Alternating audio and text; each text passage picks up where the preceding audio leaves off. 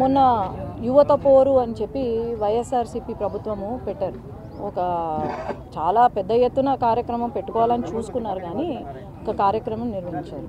దాంట్లో భాగంగా కొంతమంది నాయకులు అనవసరంగా పిచ్చి పిచ్చి మాటలు మాట్లాడుకుంటూ, మరి మొన్న ఎవరో సిద్ధార్థరెడ్డి వచ్చి మాట్లాడాడు. పాపము స్క్రిప్ట్ రాసిన వాళ్ళు ఒక రోజు ముందు స్క్రిప్ట్ ఇచ్చినట్టున్నారు, బాగా చదువుకొని వచ్చి మాట్లాడుతున్నాడు. చాలా నెలల నుంచి పాపం ఆయనకు యూట్యూబ్లలో, ఫేస్బుక్లలో, సోషల్ మీడియాలలో షేర్స్, లైకులు రాక మళ్ళా ఇప్పుడు వచ్చి నోటికి వచ్చిన మాటలు సీఎం గారిని, పవన్ కళ్యాణ్ గారిని, లోకేష్ అన్నను అందరినీ మాట్లాడడం అనేది నేను ఖండిస్తున్నాను. ఆ రోజు అన్నాడు కార్యకర్తల గురించి మాట్లాడుతున్నాడు. 9 నెలలుగా మరి కార్యకర్తలు నమ్ముకున్న కార్యకర్తలు చాలామంది ఉండొచ్చు అతనికి. మరి 9 నెలలుగా కార్యకర్తలని గాలికి వదిలేసినాడు. మరి కార్యకర్తల గురించి మాట్లాడే అర్హత ఇట్లాంటి రౌడీ నాయకులకు ఉందా అని నేను ప్రశ్నిస్తున్నాను. ఆనాడు ఏమన్నారు, కార్యకర్తలను అరెస్టు చేస్తున్నారు. అరెస్ట్ల గురించి పాపం ఈయన మాట్లాడుతున్నాడు. నేను నిన్నాను కార్యకర్తలతో, వాళ్ళు అధికారంలో ఉన్నా కూడా, వైసీపీ అధికారంలో ఉన్నా కూడా నేను నిన్నాను, నా కార్యకర్తల వెంట నేను పోరాడినాను. వాళ్ళపైన కేసులు పెట్టినా, వాళ్ళపైన ఎన్ని దౌర్జన్యాలు చేసినా నేను నిన్నాను. అట్లా నేనే కాదు, కార్యకర్తను కాపాడుకున్నారు అధికారంలో లేకపోయినా అంటే అది కేవలము Telugu Desam party, Janasena, BJP party ముగ్గురు కూడా కాపాడుకున్నారు తప్ప వీళ్ళు కాదు.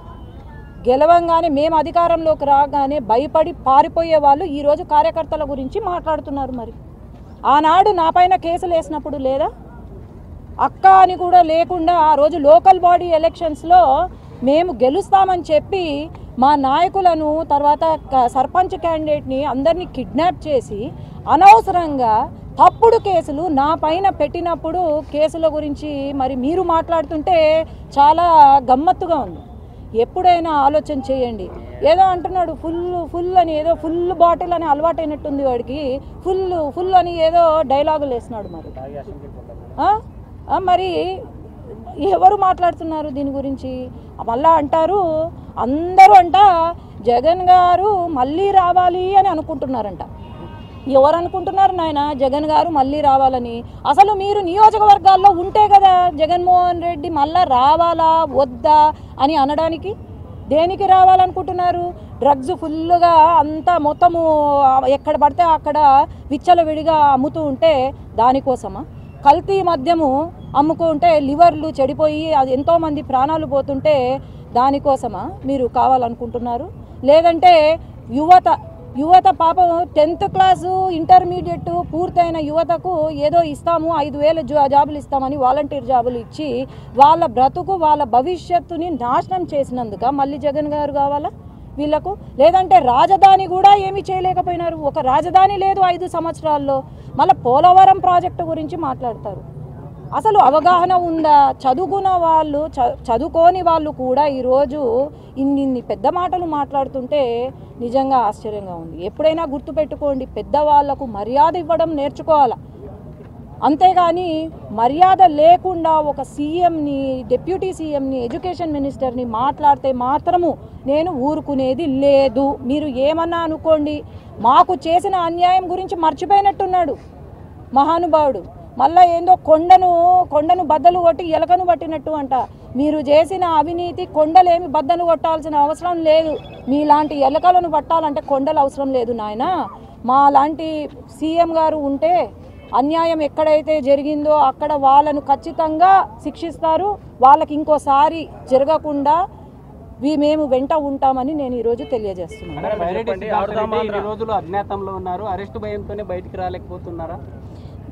మీరు ఆడనే అడగాలి. నేను అదే అంటున్నాను, బాగా స్క్రిప్ట్ బాగా చదువుతాడు. చదివితే సినిమాలలో ట్రై చేస్తే సినిమా అవకాశాలు అయితే బాగా వస్తాయి. కానీ ఎందుకు రాజకీయాలు? ఎందుకు స్క్రిప్ట్ చదివే వాళ్లకు, సోషల్ మీడియాలో హల్చల్ చేసుకునే వాళ్లకు ఎందుకు రాజకీయాలు? 9 నెలలుగా ఎక్కడా లేని నాయకులు ఈరోజు సడన్గా ఒకరోజు వచ్చి మా నాయకుడు మాకు న్యాయం, కేసులు అంటుంటే ఇంకా ఏమనుకోవాలి వాళ్ళను? ఆలోచన చేయండి. ఆడుదాం ఆంధ్రకి 119 కోట్లు బడ్జెట్ కేటాయిస్తే టీడీపీ నాయకులు 300 కోట్లు 400 కోట్లు అవినీతి జరిగిందనేసి ఆరోపణలు చేస్తున్నారు. సిబిఐ ఎంక్వైరీ వేయండి అనేసి సిద్ధార్థ రెడ్డి కోరుతున్నారు. మీరేమంటారు?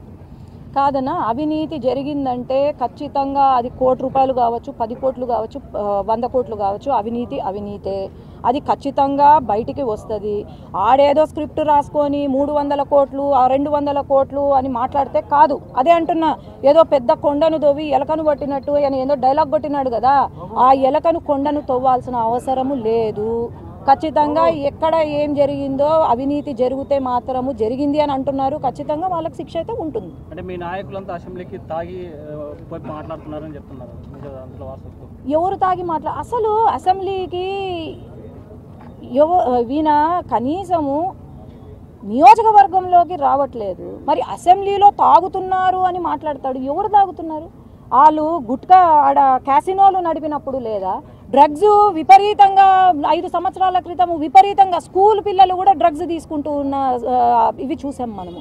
అట్లాంటప్పుడు మరి తాగి అసెంబ్లీకి వెళ్తున్నారు అని అంటాడు. ఎట్లా అంటాడు తాగి అసెంబ్లీకి వెళ్తాడు అని? నేను చూపిస్తా ఎవరు తాగుతున్నారు, ఎక్కడ తాగుతున్నారు. మీ విజయవాడ కేంద్రము, విశాఖపట్నం కేంద్రము, లేదంటే హైదరాబాద్ కేంద్రాల్లో ఏమున్నాయి, అన్ని ఏమి కార్యక్రమాలు జరుగుతున్నాయి కూడా నేను చూపిస్తాను.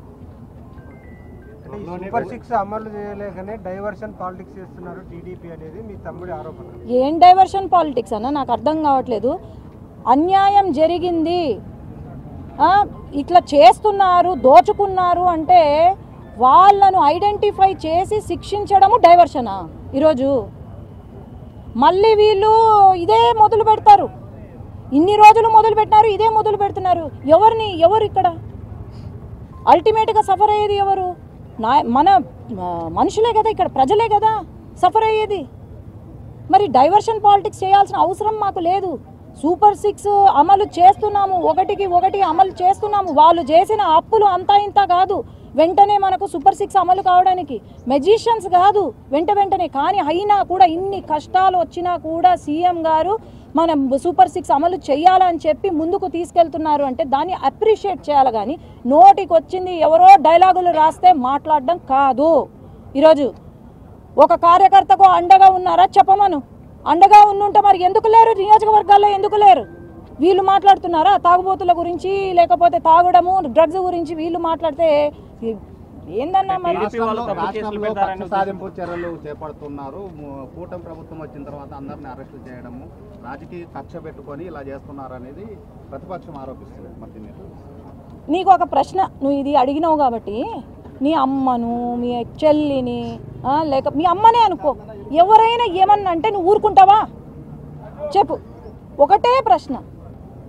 తల్లికి పుట్టిన వ్యక్తిగతం కాదు, ఇది వ్యక్తిగతం కాదు, వ్యక్తిగతం కాదు, వ్యక్తిగతం కాదు ఇక్కడ. ఇది వ్యక్తిగతం కాదు.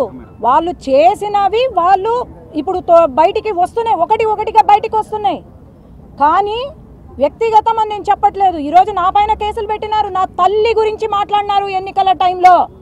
నా ఏమీ తెలియని వ్యక్తి, పాపం బయటికి కూడా అడుగు పెట్టని వ్యక్తి గురించి ఈరోజు ఆనాడు మాట్లాడినారు. నేను మర్చిపోతానా? ఎవడైనా మర్చిపోతాడా? తల్లి గురించి, చెల్లి గురించి, భార్య గురించి మాట్లాడితే మర్చిపోతారా? ఆయన అక్కడ జగన్మోహన్ రెడ్డి అనను, జగన్ గారు అక్కడ ఆయన తల్లి లేకపోతే చెల్లిని అంటున్నాడు. ఈడ కూడా అదే. ఆయన ఎట్లున్నారో ఇక్కడ నాయకులు కూడా అదే చేస్తున్నారు. విలువలు లేవు, మహిళల పైన విలువ, అసలు రెస్పెక్ట్ లేదు వీళ్ళకు. ఇది వ్యక్తిగతం కాదు. వాళ్ళు చేసిన పాపాలు వాళ్ళే, ఏమైతే వాళ్ళు చేశారో అది బయటికి వస్తుంది. స్కామ్స్ ద్వారా బయటకు వస్తున్నాయి. అట్లాంటి వాళ్ళు నేను ఎందుకు చెప్తున్నానంటే, మహిళల పైన గౌరవం లేని వాళ్ళు ఖచ్చితంగా ఇట్లాంటి పనులు చేస్తారు. అర్థమైందా? ఇట్లాంటి పనులు చేస్తారు కాబట్టే వాళ్ళు బయటికి పడుతున్నారు. అర్థమైందా? రమ్మను, నేను సిద్ధంగా ఉన్నా. తమ్ముడు అనద్దయ్యా, నేను అదే చెప్తున్నాను. బైరెడ్డి వంశాన్ని కాపాడిందంటే ఈరోజు బైరెడ్డి శబరి, బైరెడ్డి సిద్ధార్థ కాదు. వాడికి ఎక్కడి నుంచి వచ్చిందండి బైరెడ్డి పేరు? బైరెడ్డి రాజశేఖర్ రెడ్డి ద్వారా పేరు తెచ్చుకున్నాడు. అంతేగాని బైరెడ్డి సిద్ధార్థ రెడ్డి అని అనద్దండి. ఎక్కడ కూడా బైరెడ్డి అనద్దండి. అది నా సొంత పేరు, నా ఇంటి పేరు. వాడికి ఒక పేరుంది, సిద్ధార్థ రెడ్డి అని ఒక పేరుంది. వీలైతే బైరెడ్డి సిద్ధార్థ రెడ్డో అని అనండి.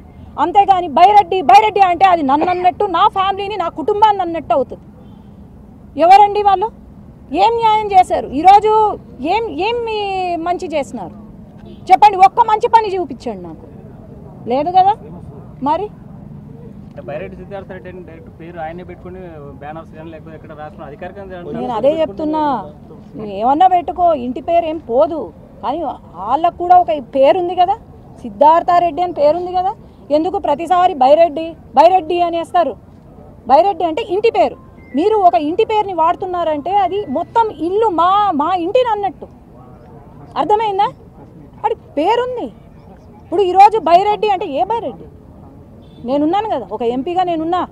Byreddy Shabari is MP of Nandyal. whom are you targeting if you say Byreddy in the media? అది